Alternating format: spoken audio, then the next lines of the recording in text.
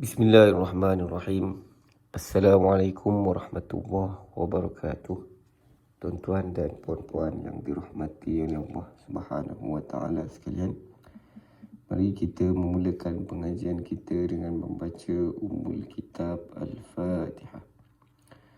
A'udzu billahi minasy syaithanir rajim. Bismillahirrahmanirrahim. Alhamdulillahi Rabbil Alamin Ar-Rahmanir Rahim Maliki Yawmiddin Iyyaka na'budu wa iyyaka nasta'in Ihdinas siratal mustaqim Siratal ladzina an'amta 'alaihim ghairil maghdubi 'alaihim waladdallin. Amin. Bismillahirrahmanirrahim. Alhamdulillah. Wassalatu wassalamu ala rasulillah wa ala alihi wa ashabihi wa mawalah. Subhanaka la ilma lana illa ma 'allamtana innaka antal alimul hakim. Amma ba'd. Alhamdulillah, tuan-tuan dan puan-puan, syukur kita kepada Allah Subhanahu wa taala yang telah mengurniakan kita kekuatan untuk meneruskan lagi usaha memahami bahasa Arab ini. Semoga usaha yang berterusan ini dikira sebagai amal soleh di sisi Allah Subhanahu Wa Taala, insya-Allah. Hari ini kita sambung pengajian kita pada surah Yusuf ayat 45. Allah Subhanahu Wa Taala berfirman, A'udzu billahi minasy syaithanir rajim. Bismillahirrahmanirrahim. وقال الذي نجا منهما وادكر بعد أمة أنا أنبئكم بتأويله فأرسلون. Baik, mari kita lihat terjemahannya. Dan berkatalah orang yang selamat di antara mereka berdua dan teringat kepada Yusuf sesudah beberapa waktu lamanya, aku akan memberitakan kepadamu tentang orang yang pandai menakbirkan mimpi itu, maka utuslah aku kepadanya. Baik, sedikit penjelasan. Ini sambungan cerita Nabi Yusuf. Allah berkehendak untuk mengeluarkan Nabi Yusuf dari penjara, maka Allah mendatangkan sebabnya. Sebabnya ialah raja bermimpi dan dia minta pembesar-pembesar menafsirkan mimpi itu. Tak ada seorang pun yang boleh menafsirkan mimpi tersebut, dan Allah jadikan kawan dia yang dulu lupa akhirnya ingat kembali. Dulu dia lupa, Nabi Yusuf dah pesan kat dia. Ketika nak keluar penjara, Nabi Yusuf pesan kepada dia, ceritakan pasal aku ni, cerita masalah aku ni kepada raja. Tapi kawan dia ni lupa.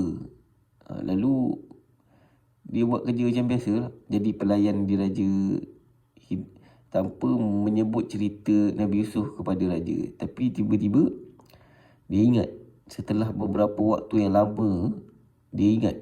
Kat sini digunakan perkataan ummatun ni, makna asalnya umat, tapi kat sini merujuk kepada beberapa waktu lama. Dah lama dia tiba-tiba ingat kembali. Baik, kat sini perkataan iddakara ni maksudnya ingat setelah lupa dalam tempoh yang lama. Kalau ingat saja zakara, tapi kalau iddakara maksudnya ingat setelah lupa. Ingat setelah lupa. Lupa tu dalam tempoh yang lama. Allah jadikan dia ingat kembali Nabi Yusuf. Lalu dia pun berkata kepada raja dan pembesar, dia berkata, aku akan bagi tahu kamu tentang orang yang pandai, dia ni boleh menafsirkan mimpi raja. Maka hantarlah aku kepada dia, hantarlah aku kepada Nabi Yusuf. Mudah-mudahan dia menafsirkan mimpi raja ini. Baik, ini adalah di antara sebab-sebab lah Allah nak mengeluarkan Nabi Yusuf, maka Allah mendatangkan sebabnya. Sebabnya dijadikan dalam kisah ini hanya Nabi Yusuf yang dapat menafsirkan mimpi raja tersebut.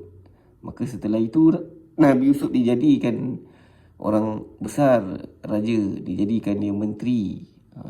Dulunya duduk dalam penjara, akhirnya keluar, duduk dalam istana, dijadikan orang besar dalam istana. Baik, begitulah kisah perjalanan hidup, sebahagian hidup Nabi Yusuf alaihi salam. Baik, mudah-mudahan kita dapat memahaminya. Mari kita bincangkan word by word perkataan yang ada di sini. Perkataan yang pertama, waqala.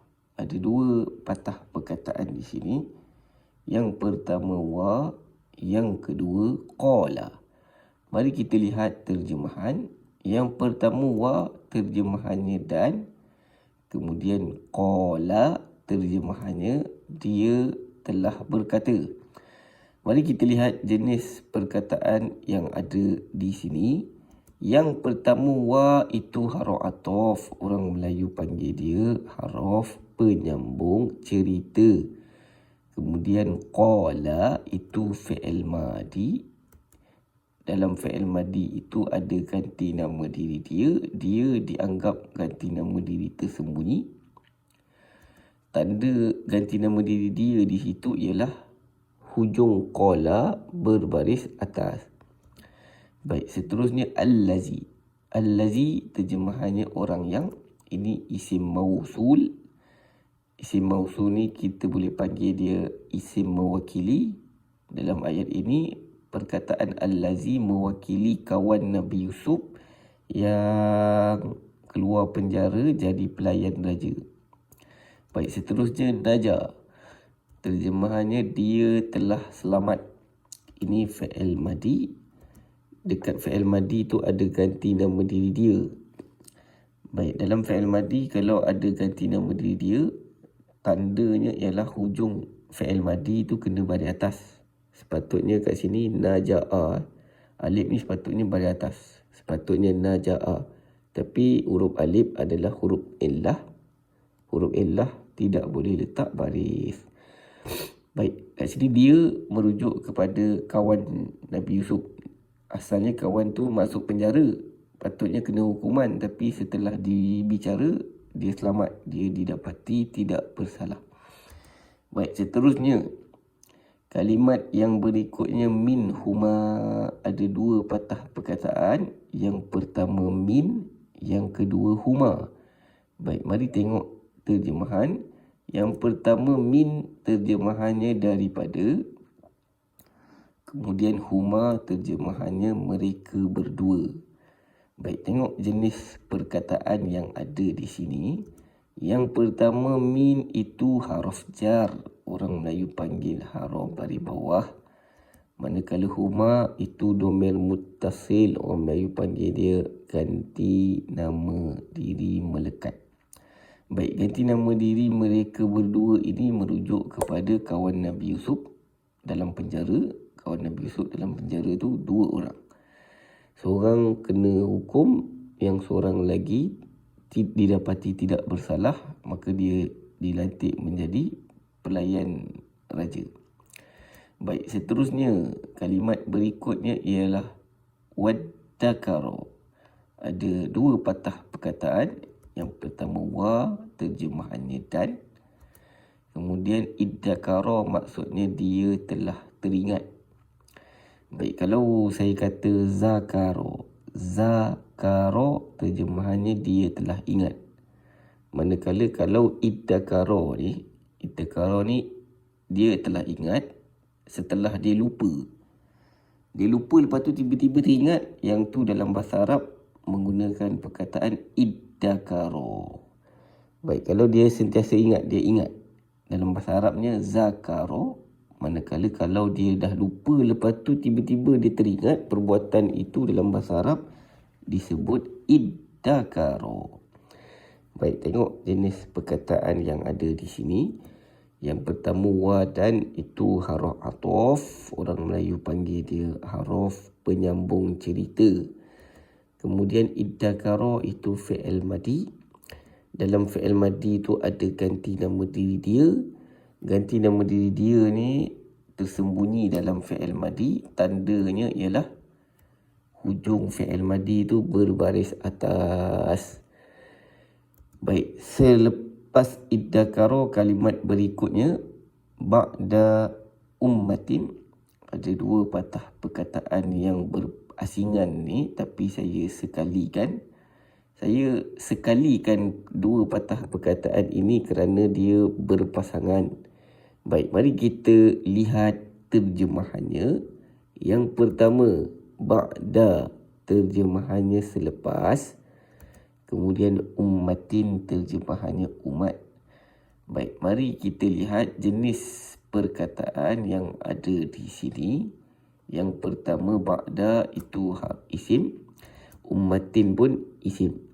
Baik, kedua-dua isim ini dia adalah berpasangan. Kalau saya kata dia pasangan zat sifat, salah. Sebab kalau zat sifat kena sama baris. Kat sini tak sama baris. Ini bukan zat sifat. Kedua-dua isim ini dia adalah pasangan mudhaf dan mudhaf ilaih. Baik, tengok mudhaf ilaih dahulu.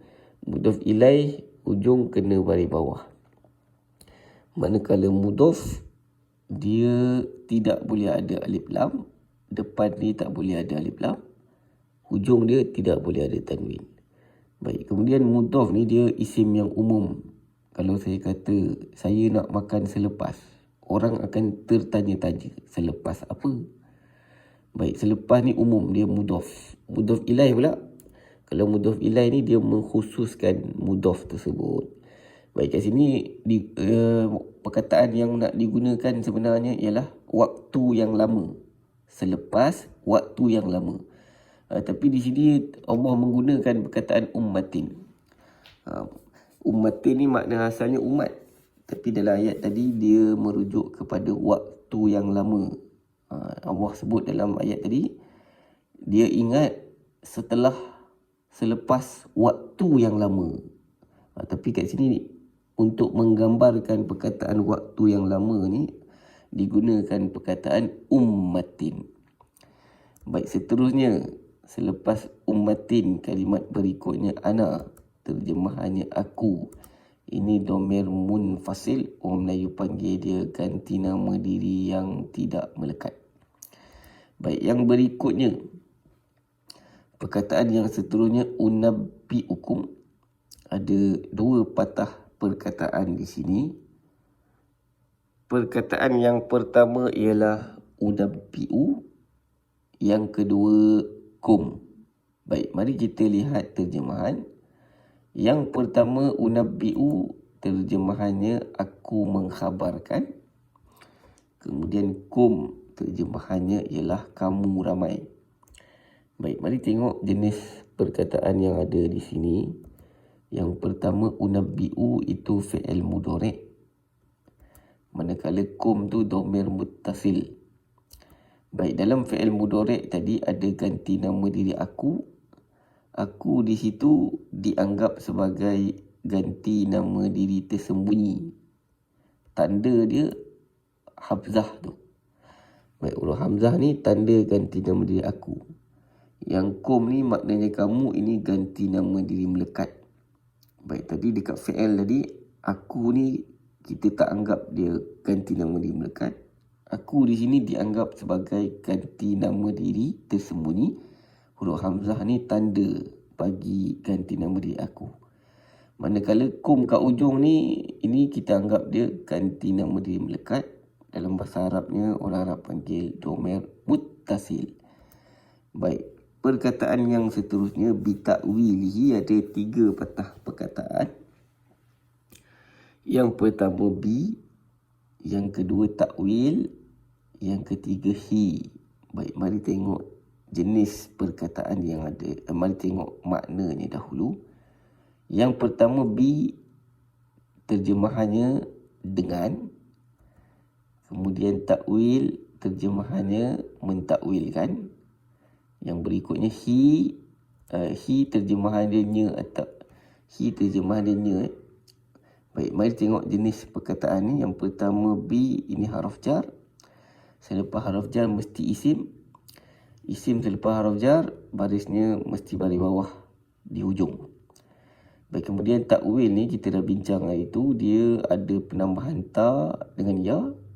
Patternnya taf'il. Kalau pattern taf'il itu adalah masdar. Baik, manakala hi dekat ujung itu domir muttasil. Baik, saya ulang. Bi huruf jar. Selepas huruf jar mesti isim. Isim yang berada selepas huruf jar, baris hujungnya mesti baris bawah. Baik, kemudian takwil ni dia ada ta dengan ya. Patternnya taf'il, ini adalah masdar.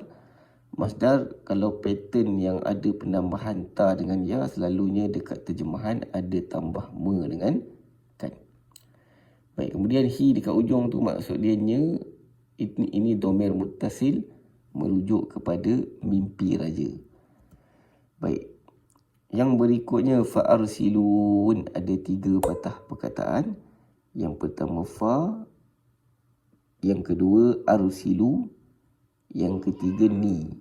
Baik, tengok terjemahan. Yang pertama fa terjemahannya maka, kemudian arsilu terjemahannya kamu utuskanlah. Minta maaf lari sikit. Okay, saya ulang tuan-tuan. Yang pertama fa maksudnya maka, kemudian arsilu kamu utuskanlah. Wow dekat situ tanda ganti nama diri kamu. Kemudian ni dekat ujung tu aku. Baik, tengok jenis perkataan tersebut. Yang pertama fa maka, ini haruf ataf.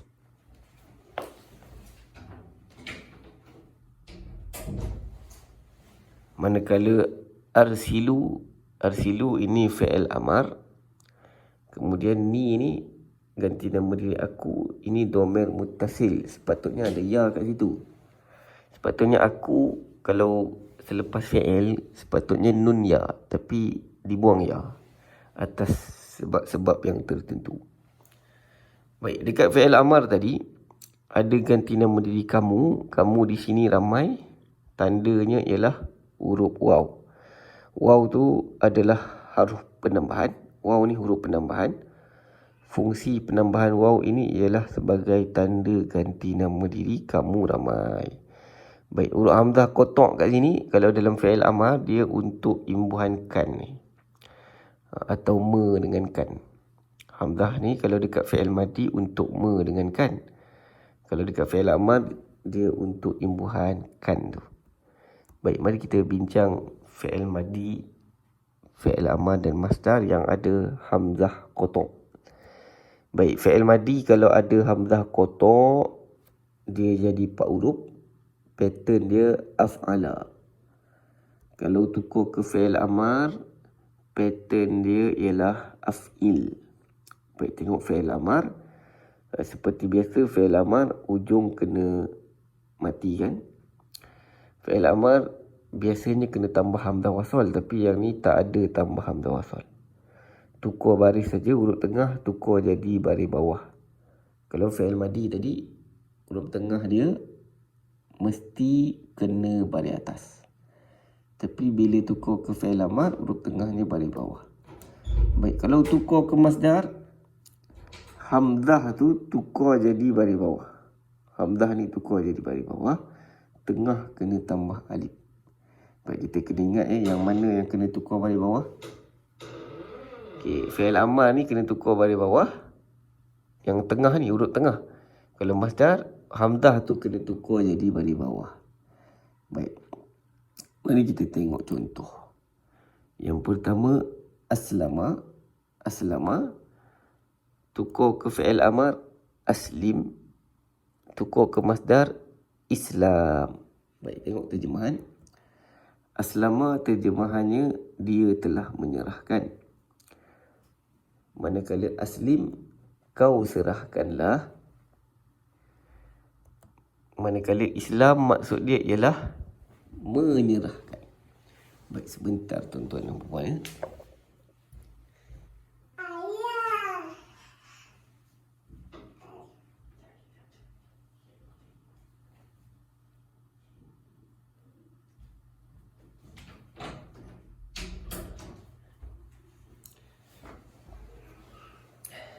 Baik, saya ulang tuan-tuan. Fi'il madi tadi aslama maksudnya dia telah menyerahkan. Manakala aslim kau serahkanlah. Kemudian Islam maksud dia menyerahkan. Baik, yang fi'il amar ni automatik ada ganti nama diri kau. Fi'il madi automatik ada ganti nama diri dia. Masdar tadi tidak ada ganti nama diri, tidak ada masanya. Masdar ni merujuk kepada nama bagi perbuatan. Dia mesti perbuatan semata-mata, tidak ada ganti nama diri tersembunyi. Baik, mari kita tengok contoh ayat. Baik, contoh yang pertama. Adakah dia telah memasukkan baju-baju? Baik, dalam ayat ini ada dia telah. Maka saya kena guna fi'il madi. Dekat fi'il madi tu ada me dengan kan. Jadi saya kena guna fi'il madi 4 huruf, saya kena tambah hamzah. Dalam bahasa Arabnya, hal adkhala al-malabisa. Baik, kat sini hal adakah, adkhala dia telah memasukkan, al-malabisa baju. Baik, tengok adkhala. Dekat adkhala ni ada tambah hamzah. Fungsi kita tambah hamzah ni ialah untuk bagi ada me dengan kan. Baik, ini fi'il madi. Fi'il madi kalau ujung pada atas itu tanda ganti nama diri dia. Seterusnya saya tukar ayat tu. Saya nak suruh orang masukkan baju. Saya nak kata kau masukkanlah baju-baju. Baik, yang ni kena guna fi'il amar. Baik, kalau guna fi'il amar tukar baris saja. Orang Arab kata fi'il amar kena tengok dia punya fi'il madi. Kalau fi'il madi dia 4 huruf, kalau fi'il madi kategori 4 huruf, tukar ke fi'il amar, tak ada tambah huruf, tak ada buang huruf. Tukar baris sahaja. Baris hujung matikan, huruf tengah ni tukar jadi baris bawah. Baik, oleh kerana ini mengikut pattern fi'il amar, jadi automatik dalam dia ada ganti nama diri kau. Baik, seterusnya. Sekarang waktu untuk memasukkan baju-baju. Baik, tengok perkataan memasukkan. Dekat sini tidak ada ganti nama diri. Tak ada dia, tak ada kau, tak ada aku. Di sini perbuatan ini semata-mata perbuatan. Jadi kita gunakan masdar. Kalau tadi masukkan tadi, ini perintah kena guna fi'il amar. Yang ni ada ganti nama diri dia, kena guna fi'il madi. Yang bawah ni tidak ada ganti nama diri dekat perbuatan tu. Jadi kena guna masdar. Baik, dalam bahasa Arabnya hanal waqtu liidkhali al-malabis. Baik, tengok kat sini liidkhal. Li terjemahannya untuk, ini haruf jar. Kemudian idkhal ini masdar, terjemahan dia memasukkan. Baik, saya ulang lagi sekali tuan-tuan dan puan-puan. Fi'il madi tadi kalau ada hamzah, hamzah tu kena balik atas. Kalau fi'il amar, hamzah tu kena balik atas.